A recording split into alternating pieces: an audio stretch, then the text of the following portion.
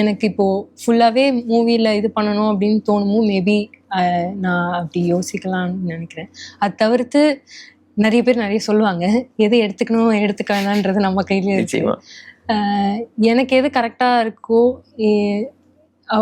அந்த அந்த இந்த ஒரு சூழ்நிலைக்கு இல்லை எதுக்கும் நான் வந்து எல்லாமேவும் பண்ணல. நான் மீடியம் எசன்ஸ் கூட அவங்களுடைய ஷோஸ் பண்ணிகிட்ருக்கேன். அது தவிர்த்து நான் வேறு எதுவும் எடுக்கல. ஏன்னா இவங்க எனக்கு கம்ஃபர்டபுளான டீம்ன்றதுனால நான் அவங்க கூட ஒர்க் பண்ணுறது ப்ரிஃபர் பண்ணிகிட்ருக்கேன்.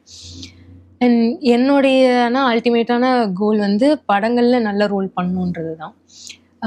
நான் நிறைய ஷூட் சமயத்தில் மேம் எனக்கு அங்கே ஷூட் இருக்குமா அப்படின்னு சொன்னால் சரி ஓகே போயிடு நெக்ஸ்ட்டு ஷூட் கண்டிப்பாக வந்துடு அப்படின்னு சொல்லி என்னை அனுப்பிச்சி விட்ருவாங்க.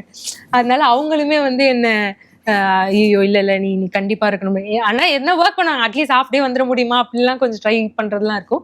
பட் ஸ்டில் அவங்களுக்குமே வந்து எனக்கு இது எவ்வளோ இம்பார்ட்டன்ட்ன்றது அவங்களுக்கு தெரியும். ஸோ அவங்களுமே வந்து அந்த டைம் கொஞ்சம் இது பண்ணி ஓகே நாங்கள் இங்கே எதனா மேனேஜ் பண்ணிக்கிறோம், நெக்ஸ்ட் வீக் வந்துருக்கா தயவு செஞ்சு அப்படின்னு சொல்லிடுவாங்க.